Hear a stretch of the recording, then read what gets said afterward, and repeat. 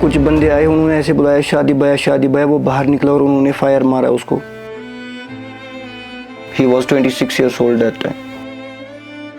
बेगुनाह लोगों को मरवाया इन लोगों ने। उनको ऐसे हाथ जोड़ के रिक्वेस्ट करता हूँ कि अपने माँ बाप का सोचो, ये मुसीबत अपने माँ बाप को होती है। आपको कोई भी ये कोई जहाद नहीं है, यहाँ पे हम कोई जहाद नहीं करते, ये ज़मीनी लड़ाई है, आपको मिसयूज़ किया जा रहा है। इस साल ईद थी, जब मैं रोड पे चलता हूँ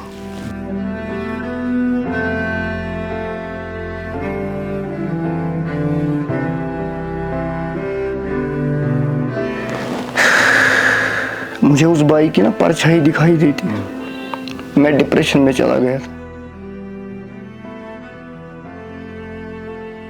अल्लाह ताला उनको नहीं बख्शेगा, जिन्होंने हमारे घर ऐसे उजाड़े हैं उनके घर भी ऐसे उजड़ जाएंगे। लेकिन हम अब अल्लाह ताला से कहते हैं चलो उनके घर भी नहीं उजड़े, लेकिन कम से कम वो अपने दिमाग में आए कि हमें किसी के बच्चे को मारने से क्या मिलता है।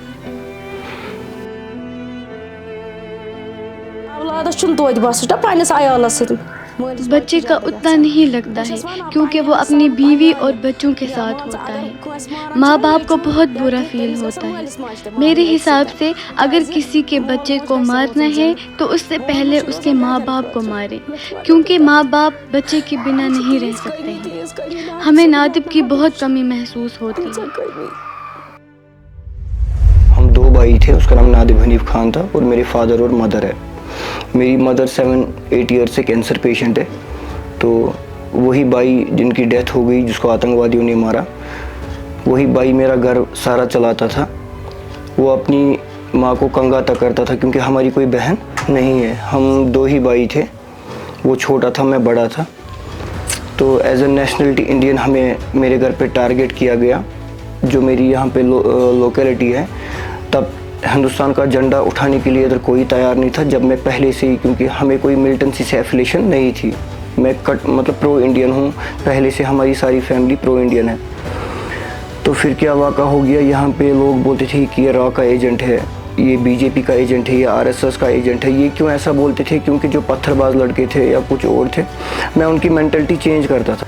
मैं बाहर गया था, उसी भाई ने मेरे को 300 रुपीज़ दिए थे पेट्रोल के लिए। तब मैं बाहर गया पेट्रोल डलवाने, तो कुछ बंदे आए, उन्होंने ऐसे बुलाया शादी भाया, वो बाहर निकला और उन्होंने फायर मारा उसको। तो फिर मेरी माँ मेरे को 5 मिनट के बाद फ़ोन कर रही है कि कोई बदमाश लोग आए थे, उन्होंने आपको बुलाया और भाई को फायर मारे। तो उसने आईफोन प्रोग्रामिंग की थी। मेरे भाई का चौथा था, मैं दिल्ली भाग गया फिर, क्योंकि मेरे पास कोई सिक्योरिटी नहीं थी जो मेरे को से, क्योंकि दुश्मन मरा हुआ नहीं होता। जिसने मेरे भाई को मेरे बदले मारा वो तो मुझे मारता। फिर मैं 4 साल दिल्ली रहा, हमारा वहाँ पर फ्लैट है मेरे चाचू का साकित में। फिर मैं वहाँ पर रहा 4 साल, फिर मेरी शादी वादी वहीं पर हुई। तो फिर मैं 4 साल के बाद 24 में आया इधर। लेकिन तब भी जब मैं इधर आया कश्मीर, तब भी मेरे घर पे अटैक 2 बार हो गए। कैमरा वैमरा तोड़े मेरे घर पे, यहीं पे सोहरा बिलाल कॉलोनी में। हमारा एसआरओ बन गया था, हमारे तहसीलदार सब आ गए थे, लेकिन हम अपने भाई का मुआवजा नहीं ले सकते क्योंकि वो मेरे देश के लिए कुर्बान हो गया। हमें पैसों की ज़रूरत नहीं है। हमने वो तहसीलदार साहब को, मेरे फादर ने बोला आप चाय पीजिए और जाइए, खुदा के हवाले, पैसे हमें नहीं चाहिए किसी भी चीज़ को। ये वही माँ बाप जानता है जिसका जवान बच्चा कब्र में जाए। दूल्हा भाई था वो मेरा। हज़रत मोहम्मद सल्लल्लाहु अलैहि वसल्लम बोलते हैं कि जो अपने देश का वफादार नहीं है उसका ईमान किसी काम का नहीं है। मेरी यूथ को यही मैसेज है कि अपना घर बनाओ, अपने घर के साथ रहो, गलत चीज़ों में मत पड़ो, ड्रग में मत पड़ो या मिलिटेंसी में मत पड़ो, अपना फ्यूचर देखो। लोग खुश है, बहुत अच्छे, लेकिन अब लोग कहते हैं कि काम नहीं है, मोदी जी ने वो किया। लोगों को इसलिए लग रहा है काम नहीं है, जो 2 नंबर का पैसा कश्मीर में चल रहा था वो बंद हो गया, इसलिए इनको काम नहीं लग रहा है। ये जो नंबर पहुँचना था वायरस, जो 1 नंबर पैसा है, ये सही काम चल रहा है अभी। ये आपको भी पता है, मुझे भी पता है, पूरे हिंदुस्तान को पता है, पूरे कश्मीरियों को पता है कि कितनी डेवलपमेंट हो गई। अब पता ही नहीं इनका दिल अंदर से क्यों नहीं मान रहा है कि हमारे लिए मोदी जी अच्छे हैं, वो अल्लाह ताला जाने, लेकिन मेरे लिए तो बहुत अच्छे हैं।